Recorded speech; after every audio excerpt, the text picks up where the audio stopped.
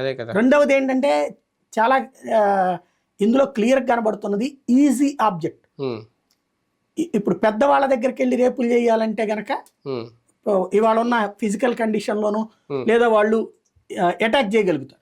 చిన్నపిల్లలైతే ఏం చేయలేరు. అవును, అదే కదా. ఇప్పుడు అందుకని చిన్నపిల్లల మీదకి చేస్తున్నారు ఈ దరిద్రులు. అవును, అదే కదా. ఇది ముందు అసలు మనం దీంట్లో ఏంటంటే తుపాకులతో కాల్చేస్తామా ఉరేస్తామా వీటి మీద ఒక ప్రత్యేక కోర్టు పెట్టి నెల నుంచి 45 రోజులు, ఇప్పుడు కొత్త చట్టాల ప్రకారం 45 రోజుల్లోపు శిక్ష చేయాలి.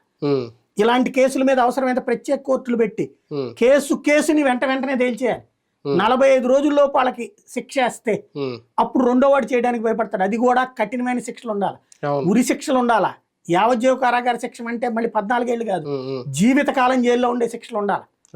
ఆ స్థాయి కాఠిన్యం లేకపోతే చాలా ప్రమాదం. చర్యలు తీసుకోవడం ఒకటి, అంటే ఇందులో నేను రాజకీయం గురించి ఎక్కడ మాట్లాడట్లేదు, కానీ అవగాహన కల్పించాల్సిన అవసరం, వాళ్ళని అప్రమత్తం చేయాల్సిన అవసరం కూడా ప్రభుత్వం మీద ఉంటుంది కదా. ఇప్పుడు అంటే నేను రేపులు 18 ఏళ్ళు అయిగా మాట్లాడలేదు, మరి చిన్నపిల్లలు మరీ దారుణంగా 5 ఏళ్ళు 6 ఏళ్ళు 7 ఏళ్ళ మీద ఈ 4 రోజుల్లో అవి మరీ ఎక్కువైపోయినాయి.